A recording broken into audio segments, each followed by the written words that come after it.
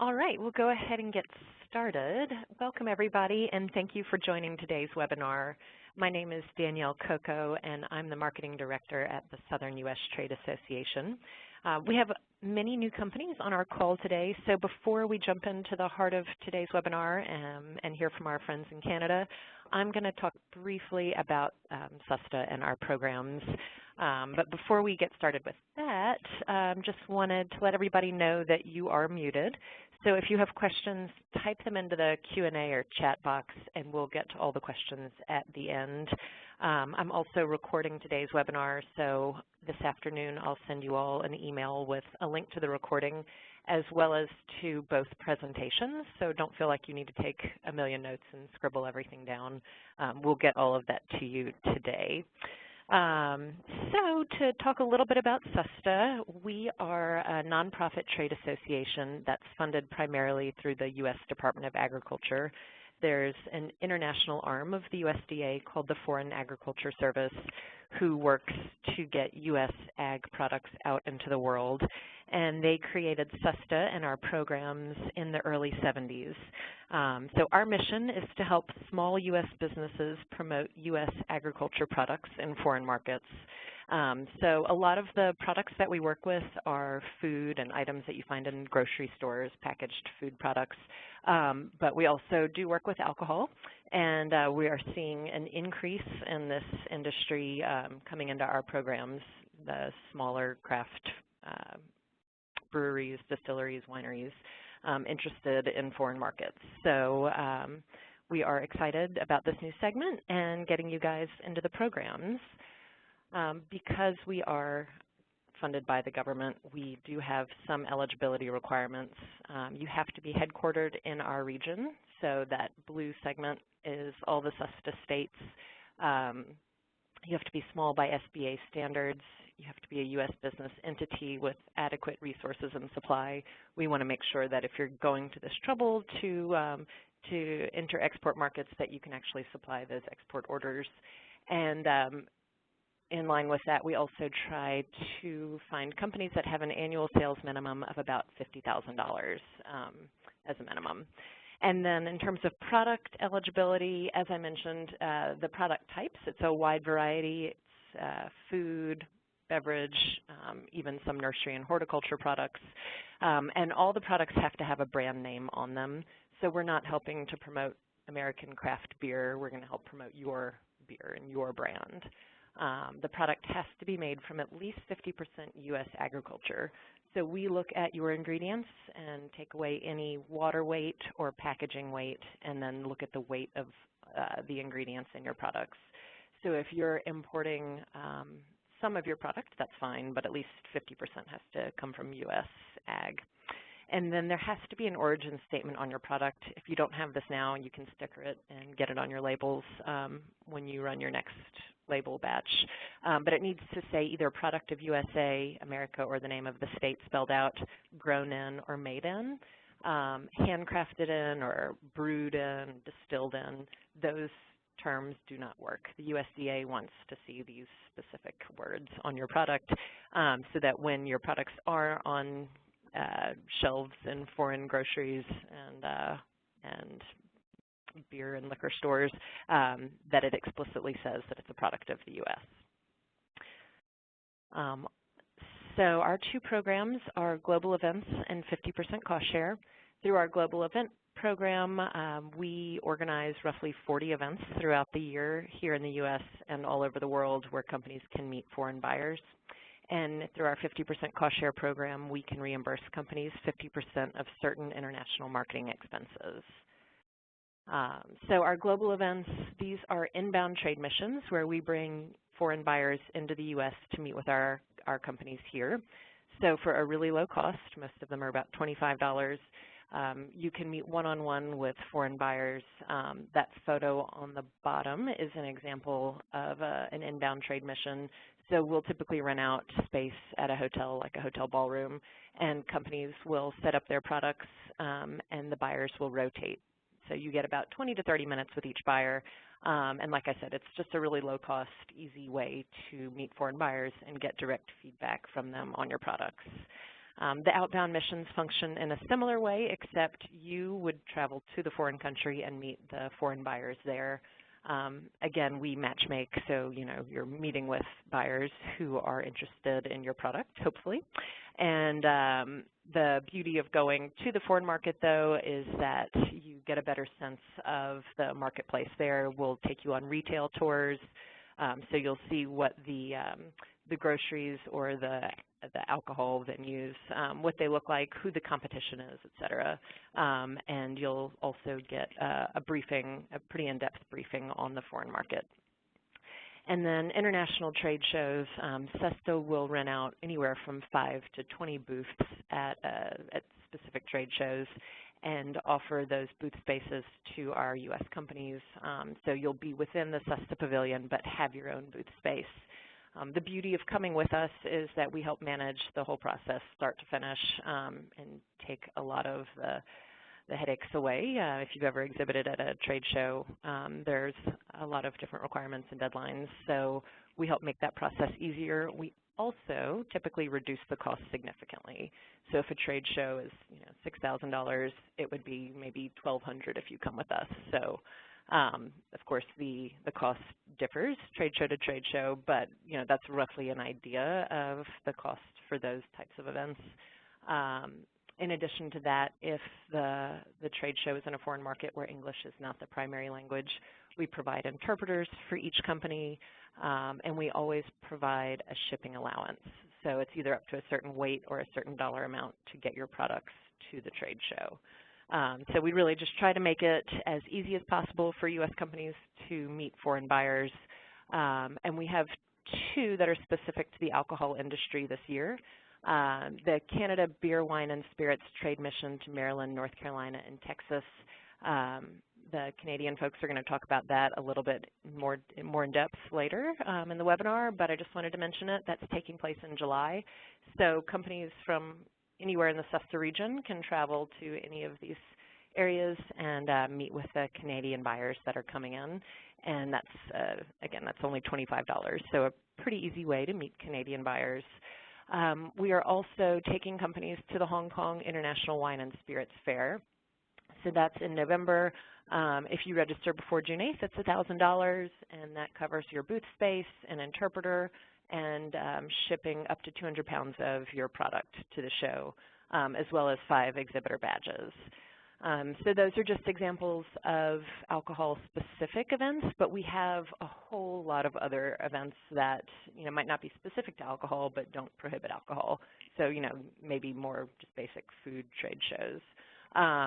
And just keep in mind, if you do go to an event like the Hong Kong Wine and Spirits Fair, you can use our second program to get 50% reimbursement for your travel. So to talk more about that program, that's 50% cost share. So again, this is where we can reimburse companies half of their certain international marketing expenses. This is the list of expenses that are eligible. So this is all targeting foreign markets. So you'll see advertising. That would be, anything from traditional advertising, print, TV, radio, to Facebook or Google ads, anything where it's in the foreign market or targeting the foreign market.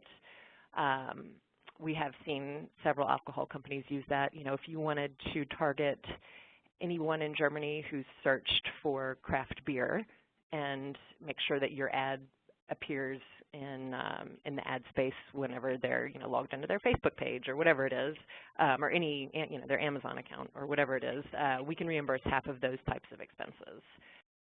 Your printed sales material, any direct mailing to foreign buyers, press kits if you wanted to alert the foreign media that you're now being distributed in a foreign market.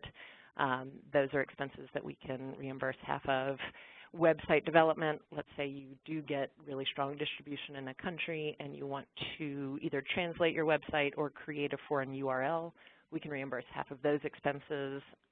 Freight for shipping samples and marketing materials. Packaging and label changes. This can be a big one if you are going to distribute your product in Canada. Your new labels will have to be bilingual, and SUSTA can help with 50% of the cost of not just the translation, but the actual plate setup, if you have to create new plates, as well as the printing of up to a year's supply of your new packaging and labeling for that market. In-store demonstrations and promotions. So this is also another big one for your industry. If you wanted to do tastings and samplings in a foreign market, we could reimburse half of whatever the store or venue where you're going to do the samplings, whatever they would charge, as well as you'd have to hire somebody at an hourly wage to do the sampling, and we could reimburse half of their hourly wages. In-store displays, if you wanted to have shelf talkers or end-of-aisle displays calling attention to your product in those foreign markets, we could reimburse half of those expenses. International trade seminars sponsored by a company, exhibition at international trade shows and approved U.S. shows. So this is a big one. Let's say you're going to go to Pro Wine or some other, which is in Germany, I believe, or Vinexpo in France. Any of these trade shows outside of the U.S., it's not one that you're coming to with SUSTA. We can reimburse half of your exhibition costs for those international trade shows. And then there are some trade shows in the U.S. that are considered international that we can reimburse half of the exhibition fee. And then travel expenses. This is only for the trade shows taking place outside of the U.S. We can never reimburse travel for domestic trade shows or events. So if you're exhibiting at a trade show outside of the U.S. or going on one of our outbound trade missions, we can reimburse half of the travel for 2 employees or 2 company representatives. So that would be your flight, hotel, and a per diem. Part-time contractors, I mentioned that if you have somebody sampling your product or if you wanted to hire somebody to work in your booth or your own interpreter, we could reimburse half of hourly wages for those folks. And then last but not least, promotional giveaway items. If you wanted to hand out wine glasses with your brand name on them or beer glasses, or bottle openers, something like that, for trade shows or other events, we can reimburse half of the costs up to $2 per item. So to apply for cost share, because this program is a little more in depth, you actually have to let us know how much you want to get reimbursed in the year. So you would fill out a full application first. You always have to have an approved application before spending the money. So then the second step is once your application is approved, you'd go out in the world, conduct whatever the marketing expenses are or the marketing promotions are, whether it's advertising or exhibiting at the trade show. While you're there, you collect all the receipts and the proof of activity, everything SUSTA is going to need to reimburse you. You get back from the trade show or your advertising campaign ends, and then you submit the expenses. You don't wait till the end of the year. And then within 2 to 3 weeks of us receiving your expenses, we will reimburse you the 50%. So there is a $250 application tied to cost share. Once your application is approved, you will pay a 6% on the amount that you request in reimbursement. You can always add more to your application throughout the year. So if you've submitted an application now and something comes up, you can add to it, but you can never get that 6% fee back if you don't use all of the funds. So my recommendation is to apply for funding that you're going to use, not your hopes and wishes for the year, but your actual plans. So that is it in a nutshell. For the cost share, for the global events program, it's really easy. There is no formal application. Once your account is approved and has been approved for global events, then you can just go on our website and go to the events tab and sign up for any events that you're interested in, and you just pay on a per event basis. So for global events, there is no membership fee. It's a pretty straightforward process. And then the only other thing I want to mention is every year you have to recertify your account details just to make sure that you're still eligible year after year. Sometimes companies get bought by a bigger holding company, and they're no longer eligible. So that is SUSTA in a nutshell. Here is our contact information and my email address. If anybody has questions, please be in touch. We'd love to get you involved with our programs. And now I'm going to transfer the screen to Heidi, Mike, and Chris. All right, Heidi, I gave you Okay, I see your presentation is coming up. Mm-hmm. Okay, so welcome to our first webinar on exporting beer, wine, and spirits to Canada. My name is Heidi Kim, and I'm from Argyle PR. We're the in-country consultants for the Southern U.S. Trade Association for the Canadian market, and we help organize different global events throughout the year. I'm joined by Chris Godard and Mike Laba from Craft Brand Co., which is an agency based in Ontario, and they focus on working with craft breweries. So so thank you very much for joining us today. We're delighted to be here and to talk to you a little bit about the Canadian market. So some quick facts about Canada before we start getting into selling beer, wine, and spirits. Our population size is just over 36 million. This makes us about 10% of the population of the U.S. In terms of size, we're quite similar to the population size of California. However, geographically, we're 25 times the size of California. We're slightly larger than the U.S. as a whole. Most of us live in the provinces of Ontario, Quebec, British Columbia, and Alberta. Ontario is the largest market when it comes to beer, wine, and spirits, as well as a lot of other things, and hence why today we will be focusing on the Ontario market. Our top three metropolitan areas are Toronto, Montreal, and Vancouver. And as some of you may know, we are a bilingual country, so our official languages are English as well as French.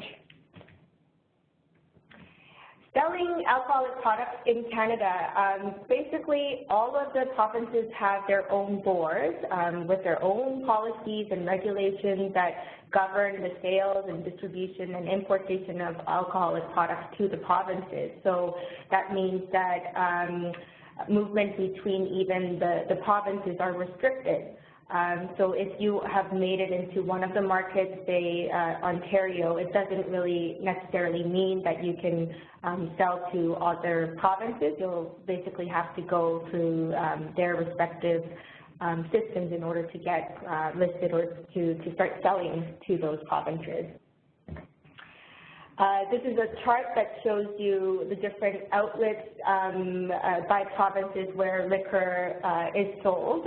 With the exception of Alberta, all of the provincial liquor boards have liquor stores that they own and operate, and that's primarily the outlets where liquor is sold at. If we focus on Ontario, the beer store, which is owned by a few of the larger breweries in Canada, that's an outlet where you can sell beer and cider. The listing process is separate from the LCBO, and I've been told that it's more of a pay-to-play model there. And then for wine products, it can be sold at select wine agency stores. And a few years ago, Ontario has allowed certain grocery stores to sell beer and wine products. So right now there's about 200 grocery stores where beer is sold at, and about 30% of those stores can also sell wine. And this program is expanding pretty quickly, and I think I read that by the end of this year there's going to be about 370 grocery stores in Ontario that will be allowed to sell alcoholic beverages.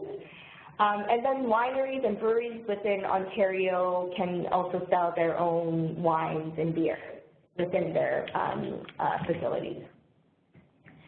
And this is just a look at the 4 eastern provinces. Again, there's provincial liquor stores, and then in Prince Edward Island, there's licensed agency stores that can sell private or liquor, and the other eastern provinces have private outlets where they sell alcoholic beverages.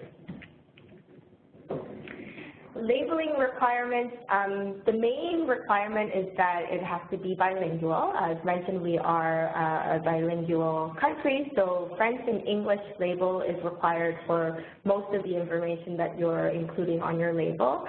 Some of the names that you'll be using that might be protected as geographical indications, so champagne, if you're producing champagne in Kentucky, then even if it's the same type of product, you won't be able to call it champagne. And there's restricted use of certain spirit grain names from specific countries. So bourbon whiskey from U.S., if it's being produced from outside of the U.S., then you will not be able to call it bourbon whiskey. List of ingredients. So for most of the standardized alcoholic beverages like beer, wine, and rum, it's not required. However, if you have an allergen such as wheat and gluten, you would either have to have a contain statement saying this product contains wheat or gluten, or you'll have to list it or have the list with the allergen declared. The percentage by volume of alcohol must be shown as percentage alcohol by volume on the package. Just a note here that we use a metric system, so when you are indicating the volume of the product, it will be in milliliters as opposed to ounces.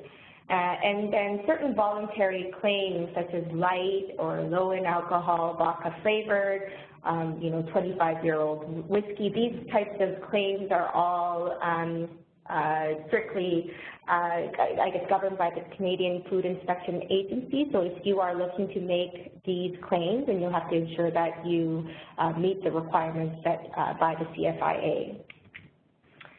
And this is just an example of a label. So you'll see that some of the content, like product of France, is red wine. This is all listed in both languages.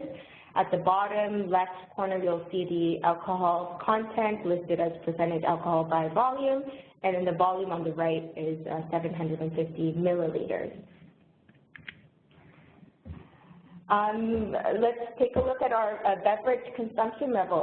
Although we are a smaller population compared to the U.S., where traditionally we've been good consumers of alcoholic beverages, you'll see that the beer bar here is the highest, with over 2 billion liters consumed in the 2015-2016 year. Much of that is Canadian product, which is the blue portion of that bar, and likely a lot of the larger brewers like Laba, Molson, or Sleeman probably composes that blue bar. And then the imported product section is the right tip of that bar. So you'll see here that spirits and wine, when you look at it in terms of volume, is relatively low. But then when you look at it by sales, because the unit prices for spirits and wine are generally more expensive, that it's quite high in terms of sales amount. We'll also see here that there seems to be more imported products when it comes to spirits and wine in terms of sales amount. If we take a closer look at beer imports, this is a graph that just shows you beer imports from different countries around the world. Imports from the U.S. are represented in that left blue bar, and we can see that it has increased quite steadily, and it looks like it may have almost doubled since 2008. Whereas imports from the Netherlands, the red bar is pretty stable, and Mexico and Belgium in green and purple have had seen some fluctuation for some reason. Top U.S. states exporting to Canada are Colorado, Ohio, Wisconsin, New Jersey, Illinois, and California. And probably many of you will recognize that many of these states are home to some of the larger brewers like Coors and Miller, and that could be the reason why they are the top U.S. states exporting to Canada. Top SUSTA states exporting to Canada currently are Georgia, North Carolina, Texas, and Maryland. What was really interesting is this is 2017 data, and when we looked at Georgia, it was 3.6 million in 2017, but in 2016 it was pretty insignificant, like only a couple of thousands of dollars. So it was great to see that, that huge jump in 2017, which I think also means that it's an opportunity for some of the other states to investigate in opportunities in Canada for beer. Wine imports also, if you look at the chart, the blue bar on the left is imports from the U.S., and it also seems to have increased quite steadily the last 10 years. France and Italy have also seen a slight increase, while imports from Australia seems to be declining. The top U.S. states exporting to Canada are California, Washington, Oregon, and New York. And what we wanted to point out here is all of these 4 states either have wine institutes that have been very active in the Canadian market for the last couple of decades, or they have consultants that are really working hard to develop opportunities for their wine from their states. Top SUSTA states exporting to Canada are Kentucky, Texas, Virginia, Maryland, and Florida. However, like when we look at the volume, it's still pretty low at this point, but we're looking forward to hopefully working with some wineries from these regions and other SUSTA states. Spirit imports from the U.S. We're also, again, the blue bar on the left, seeing some slight increase, although in the last few years it seems to have been pretty stable. Whereas products from the UK seem to be seeing some more increase here. Top U.S. states exporting to Canada include 2 of our SUSTA states, Kentucky and Puerto Rico. No surprise there. I guess it's probably the bourbon from Kentucky and rum from Puerto Rico that's really increasing the exports to Canada. Okay, so we'll take a look now at selling alcoholic beverages in Ontario. The Liquor Control Board of Ontario, as mentioned earlier, is the board that regulates the sales and distribution of alcohol in the province of Ontario. With 2016-2017 sales of close to $6 billion, plus the e-commerce sales of $4.4 million and grocery revenue of $65 million, it's by far one of the world's largest purchasers of alcoholic beverages. It has over 600 retail stores and 200 agency stores, and these stores are really nice-looking, high-end, sophisticated stores, and unlike maybe some of the other stores you might see around the world, they're actually really nice and have a great selection, over 24,000 products imported from more than 80 countries. We really recommend that if you haven't already and have a chance to visit Ontario, that you do visit these stores, because they're quite different from any other stores you might see around the world. The product selection process, I think one of the greatest advantages of it being a Crown corporation is that they have a very transparent process when it comes to selecting processes. So the first phase is they establish a product needs calendar, which is, I have it right in front of me, like a 13-page Excel sheet that clearly delineates what products they're looking for. In some cases, they even have a price range of the product that they're looking for and very specific product specs.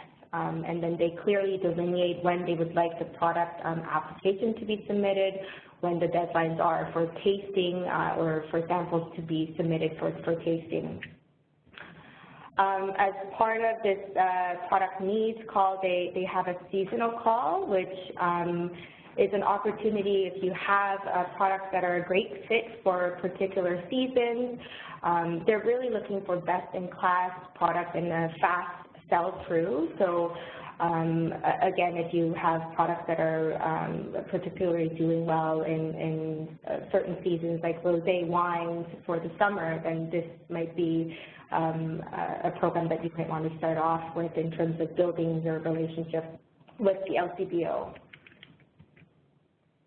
The second phase, once that calendar is established, is the pre-submission phase, which is you're basically required to submit your resume, almost a written application form, along with your marketing plan and your label.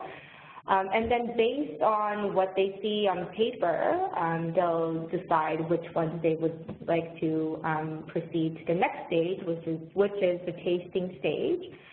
So they do a tasting, they review the sales and marketing plan, and then based on that, they will make a final decision and then conduct some initial chemical analysis and review your label and shipping cartons, and then reach a final decision.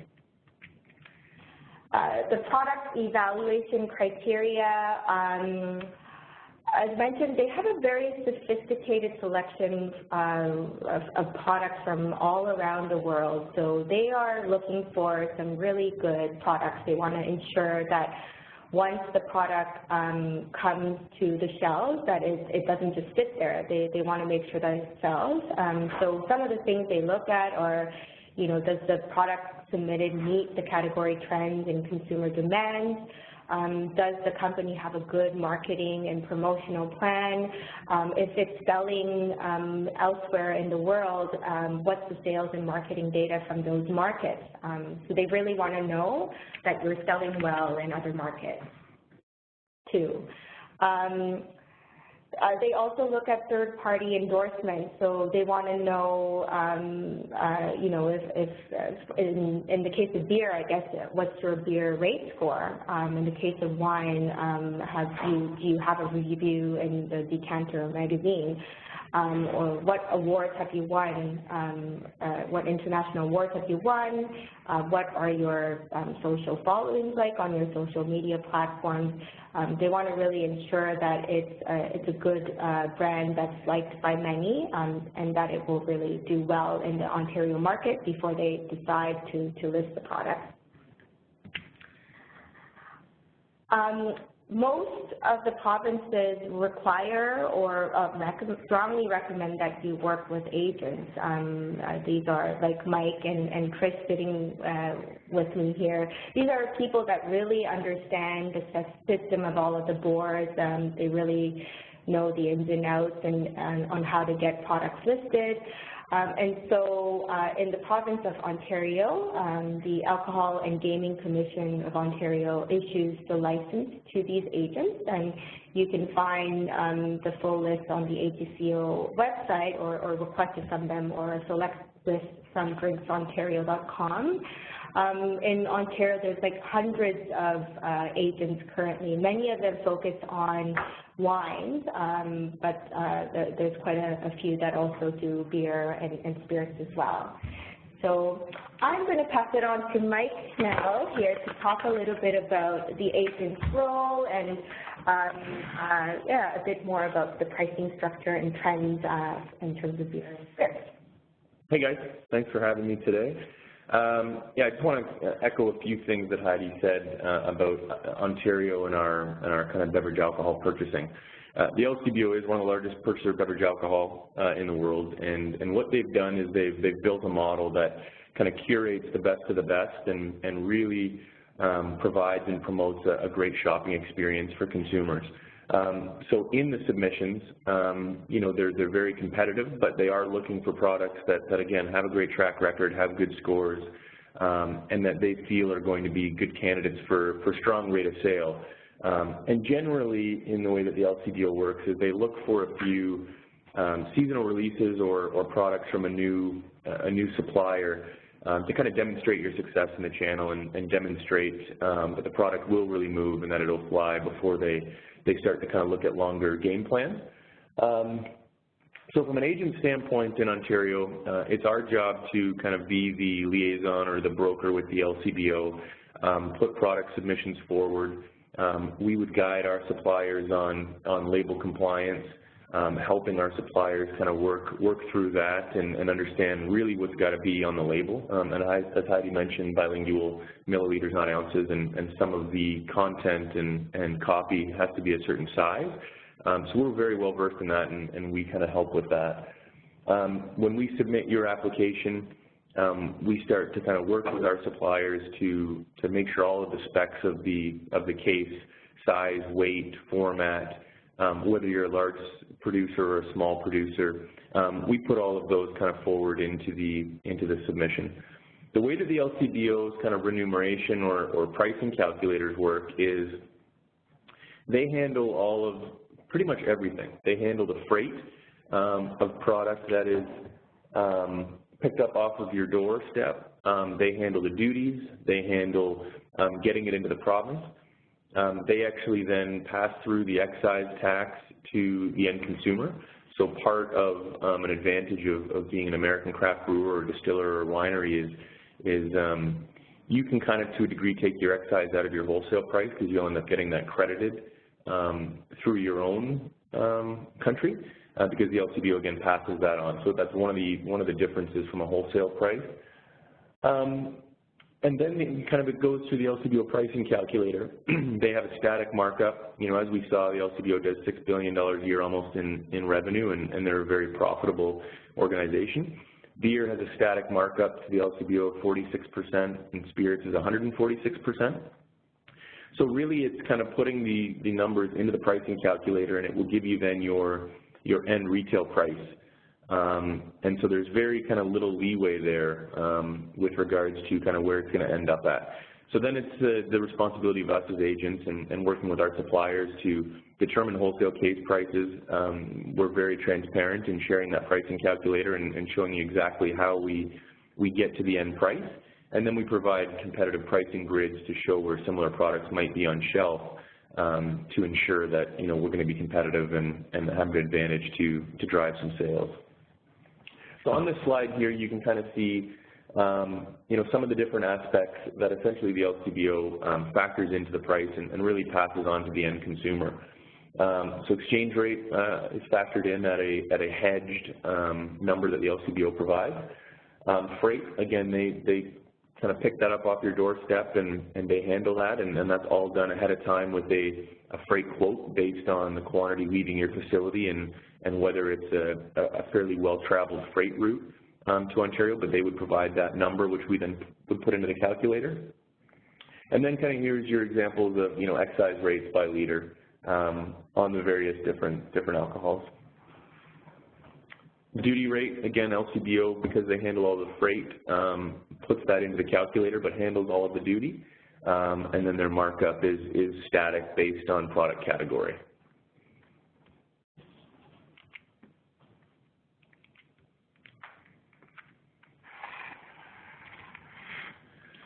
So, not unlike many other regions in the world right now for beer, seasonals, one-offs, high excitement, high demand brands are growing and making up a masked part of the trends in Ontario. We see a lot of beers come in on a kind of one-shot buy. They come in, they fly out quite quickly, and then the LCBO looks to kind of establish bigger relationships with those partners due to the proven success. We're probably a little bit behind, but catching up against the U.S. craft beer scene, where you guys have been kind of ramping up, you know, IPAs for the last 15, 20 years. It was really 6-7 years ago that we really gravitated to IPAs and have seen that category grow quite well. But a vast majority of the beer that still sells through LCBO and Beer Store are lighter lagers, blonde ales, light lagers. Session IPAs are gaining traction right now. One of the things that makes this market a little bit unique is the preference of single cans, and a lot of our seasonals come in through the 650 ml bomber format and do quite well. But if you travel to an LCBO and you check out our stores, a vast majority of our local brewers sell single 473 ml cans. It's the LCBO's way to really promote trial of a variety of products, a fairly low barrier of entry for a consumer to try a brand. It helps them increase their basket price by getting 6 or 8 $3 cans in a basket, and from a consumer standpoint provides a lot of selection. So that's one of the formats that has really taken off for any U.S. craft brewery that already has that format. It's an advantage, but again, in kind of kicking the tires at the LCBO on seasonal calls, we still do see a lot of 650 ml bombers coming in, 750 ml bombers. We're seeing fewer and fewer of your traditional kind of glass bottle 6-pack. Craft beer, extremely healthy in Ontario, and I think a really, really long runway here. So, we still are around 6%. Craft beer would have about 6% of the overall sales, so a lot of room to grow. BC is just kind of past 20%. Quebec is just kind of nearing 20%. So I think the advantage right now in Ontario is we have a thirsty consumer base for craft beer. The LCBO, being obviously our largest partner for a sales channel, is giving craft beer more and more shelf space and more presence and more features. And so I think we're going to see that kind of overall market share number grow exponentially over the next few years, which is quite exciting. I'll just add in there too that at the beer store, which is owned by the larger breweries, and at the grocery channel, it's law that they have to dedicate 20% of their retail shelf space to craft consumers, to craft brands. So that really helps drive awareness and prime retail space for those craft beers specifically. The LCBO has a very large section dedicated to craft beer. Most of their store is craft beer, or a lot of the retail space is dedicated to craft beer at the LCBOs. So that's a real focus for them. But there are laws in place to ensure that craft breweries have good features.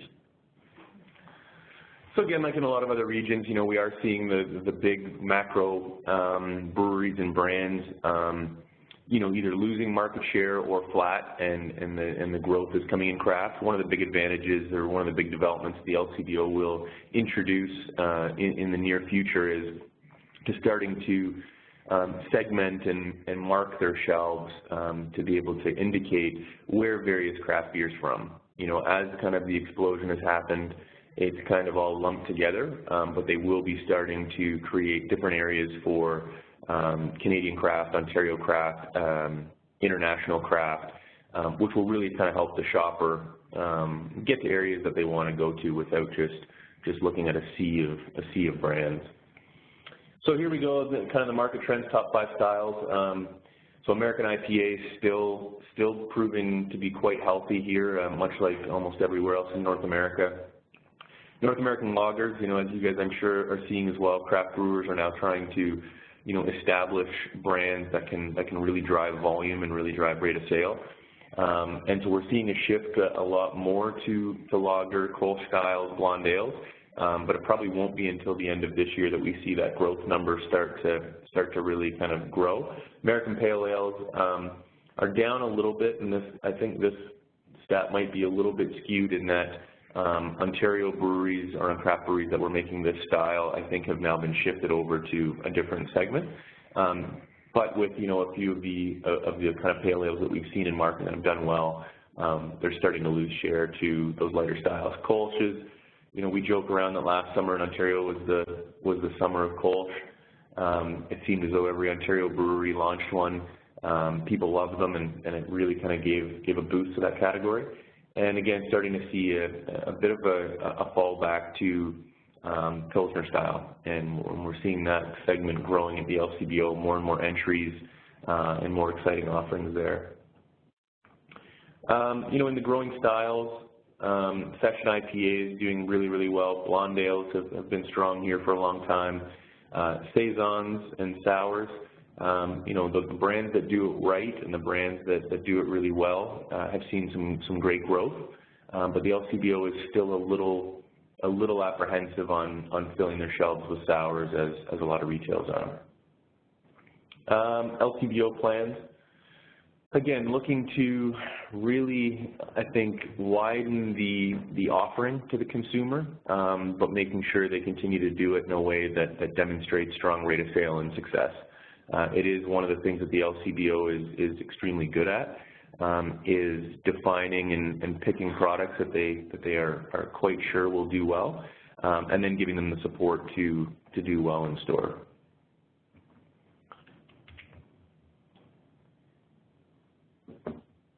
Want to talk cider? Sure, yeah, we've seen, I think, like a lot of people, you guys saw in the U.S. a couple of years ago, the real explosion in cider, and I know it's rolled back a little bit in the U.S. For some of the larger brands out there, but I know a lot of the craft brands are really taking off. We're seeing the same thing here. A lot of the growth is being driven by the Ontario craft cider segment, and the interesting thing there is you're seeing a wide range of variety and styles. Our consumers here in Canada in general has been drinking less beer or flat for the last 15 years, but the craft segment's growing. People are drinking a little bit less beer, but they're drinking better beer, and I think that's kind of North American-wide. They're starting to explore into other categories, and cider, I think, is taking one of the largest chunks of that.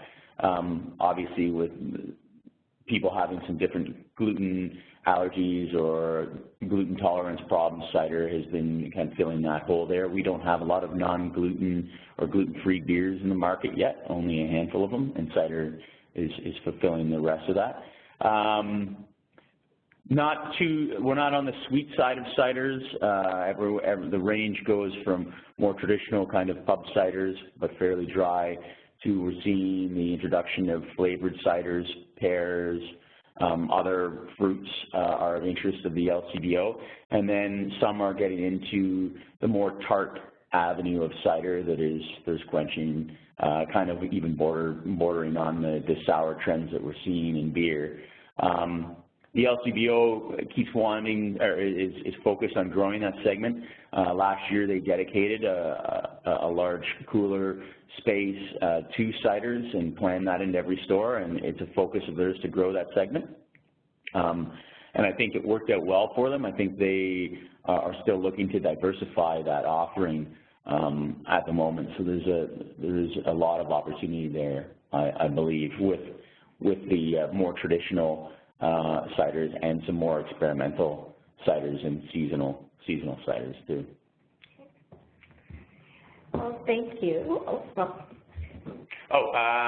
Spirits, ready to drink. The spirits was a big focus going out of 2016 and into 2017 for the LCBO. They had seen a bit of decline in spirits and in some of their core categories, namely whiskey, so there was a focus for them to rebuild the whiskey category and whiskey segment, and they were successful in doing that in 2017. It remains to be a focus for them in 2018. Bourbons are part of that feature for them, and Canadian whiskey too. We're seeing an increase in small distilleries here, though they face a lot of challenges because the LCBO was born at the end of our prohibition with a focus of restricting namely spirit sales in Ontario and spirit distribution. There's still some antiquated laws and policies at the LCBO that, because we haven't had a lot of craft spirit distilleries, those laws have been slower to change, and we're seeing, I think they have about 25, 26 craft distilleries in Ontario now here, and the LCBO is starting to review some of their policies on small craft distilleries' access to market, but that's been taking it's been a little bit slower to move here. Part of the thing that holds up craft spirits here is pricing, and Mike mentioned earlier that the markup for spirits is 146%, which means, you know, what you're selling spirits stateside for, when it goes through the pricing calculator, puts it in the premium or ultra premium pricing category here. That's been a challenge for craft distillers to break into the Ontario market, and so you know, it's worthwhile if you are a craft distiller out there to get a hold of the pricing calculator and see what that number looks like for you, because it's a challenge right now, and it's not just a challenge for import, it's a challenge for our local craft distillers too. You're all in the same boat together. The LCBO has a very good training program for all of their staff. They do a lot of, there's a lot of focus on education at the LCBO stores. So they have dedicated wine specialists, dedicated beer specialists, and same with the spirit category, where they would go and do courses on being able to identify different spirits, be able to talk to customers, help customers discover new things. So training is a big part of that. And e-commerce is a growing focus for the LCBO. So if you have a limited run of spirits, even if the pricing doesn't work out as a regular list, there may be an opportunity for you to explore an exclusive limited release of a small amount of cases into the channel, focusing on a couple of the LCBO flagship stores as well as their e-commerce store. And we know from the past 2 years of the trade symposium that e-commerce is a big focus for them, and these offerings and driving people to the e-commerce for stuff that they can't get at the stores is a focus of theirs. So that's the one shining light if you're a craft spirit producer is that avenue.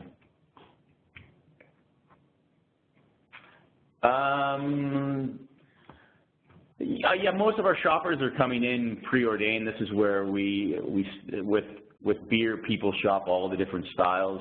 You have obviously lager drinkers, and they represent the lion's share of that. In spirits, people are still quite loyal to their specific spirit brands, or at least know what they're coming in for. A person who drinks whiskey is probably just coming in to buy whiskey and vodka or whatever your spirit of choice is. That's going to be your focus of your visit there. The categories are built more or less that way. When you get into whiskey, they do start breaking it out into U.S. bourbons, Scotch whiskey, Irish whiskey, so you get a little bit more focused in those areas, because those shoppers tend to segment a little bit more. And they are coming in with an idea of which brand they want to buy. The shopping practice there is a little bit, because of the price point, people are shopping a little bit. And during the holidays, they'll obviously buy some variety, but they're usually coming in with a very specific brand in mind. I think one of the only things that I'll add there is the LCBO has done a really good job in this last while with their app, their mobile app, and their website of highlighting kind of what's new and what's arrived. And you know, the LCBO website does end up being a real destination for, you know, our beer, spirit, and wine enthusiasts to see what's coming down the pipe, what's available, and they're pretty strong there. Yeah, and then the single malts, we've seen a lot of growth in the single malt and specialty whiskey area. I know when we've brought in some specialty spirits into the market here, the whiskeys are the ones that have the most latitude when it comes to price flexibility, and certainly consumers' ability to spend a little bit more. Whiskey tends to garner that, and people will splurge a little bit more on it, whereas vodkas and rums, the price is a little bit more competitive right now and harder to fit in. And then innovative packaging, that goes a long ways with the LCBO when you're trying to put something in the channel. The bottle and the appeal on the shelf is a very, very big concern to them, along with price. Okay. Well, thank you, Mike and Chris. So I'll be talking a little bit about the wine market trends. Just so you know, the trend slides that we put together are based on the presentation that the LCBO gave at the symposium, the trade symposium last year. So some of the actual numbers might be a bit dated. Their new one is coming up in April, so we'll have some fresh numbers there. But so I just wanted to let you know that the numbers itself might be a bit dated, but still a representative of what our current market is like. Total wine sales at LCBO is just over $2 billion based on the 2016-2017 numbers, and they've seen a growth in all of the categories here. New World wines, which includes U.S. wines, European wines, Ontario wines, all up, but primarily it seems to be more Ontario wines. And the vintages section, which is basically the finer wine selection of the wines at LCBO, is also up by 5%. Some of the new formats that have entered the LCBO the last couple of years, one includes the box format for wine. They've also seen wine in cans. Sales to date, based on last year's number, was 1.37 million Canadian dollars there. And then there's a house wine program, probably more driven towards restaurateurs, where they are selling products by the case. Some of the opportunities they've identified is exclusive wine launches with online presence and retail theater, so more higher-end wines that are launched exclusively for certain online presence in their retail experience. And value wines, so products under $11 Canadian, they've also seen opportunities here. Keep in mind, though, this is their retail price that they're looking for, so not the wholesale price that you will be selling to the LCBO. And then again, seasonal buys, so rosé programs for the summer or other holiday products. They're really seeing an opportunity there. Okay, as Danielle mentioned, we have one trade mission that we're working on this year. We're quite excited about it. This will be our first inbound trade mission for the beer, wine, and spirits industry. We'll be visiting Maryland, North Carolina, and Texas this year, hoping to bring about 4 to 5 agents, including Craft Brand Co. And we're looking to recruit possibly a buyer from the LCBO, but no guarantee there because they've received lots of requests from around the world, so we'll be trying our best to get them on the mission, but no guarantee. The dates are from July 23rd to 28th. If you are a brewer, winery, or distiller in those regions, then we are looking to conduct visits to the facilities, but it will also be a combination of with other more one-on-one meeting, tasting styles. So we are also looking to maybe get a hotel room or rent a pub to do some more tasting styles. So even if you're not from those states but are in a nearby state and are willing to travel then to the states, then we can probably accommodate you as well. The fee is $25, and yeah, hopefully it'll include a wonderful opportunity for you to meet with some agents and perhaps a buyer and learn more about opportunities and establish relationships there. And this is just a link to all of the provincial, territorial liquor boards in case you want to learn more about some of the other boards or provinces. I just wanted to provide this to you. So that ends our presentation. We hope it was informative. I've included my contact information here, where if you want to get in touch with Mike or Chris or have any specific questions, please don't hesitate to email me, and I'd be happy to relay that. Yeah, I guess we'll be opening up the floor to some questions. No, and I've been looking at the Q&A and the chat, and I haven't seen anybody type in any questions. Again, everybody is muted, so questions, we ask people to write in any questions they might have. But if we don't see any come through, feel free to email us with questions, and we're happy to answer them one-on-one via email. And I should also mention that Argyle Public Relationships has been SUSTA's Canadian consultant for a number of years. They work with us in all kinds of products, getting all kinds of U.S. products into Canada. So they're a trusted partner. Heidi and her team have been excellent to work with, and we really appreciate them helping us put this webinar together for the alcohol industry. And Chris and Mike, thank you so much for joining and sharing that valuable information. I think there are a lot of opportunities for our U.S. distillers, vintners, and breweries. And I'm sure people will be asking questions via email. I'll send out an email this afternoon with a recording of the webinar as well as all the presentations, links to our the trade mission as well as the Hong Kong Trade Show, and our contact information. So still not seeing any questions come through. So with that, we'll conclude. Actually, okay, do labels need to be approved by TTB in U.S. as well as in Canada? No, just Canada. Yeah, the LCBO really is the gatekeeper for all labels. So, proposed label would get submitted via a digital link to the LCBO as part of the submission process, and then they would get back and indicate whether it's approved or declined and what needs to be changed on it. Yeah, you can remove if you need more space.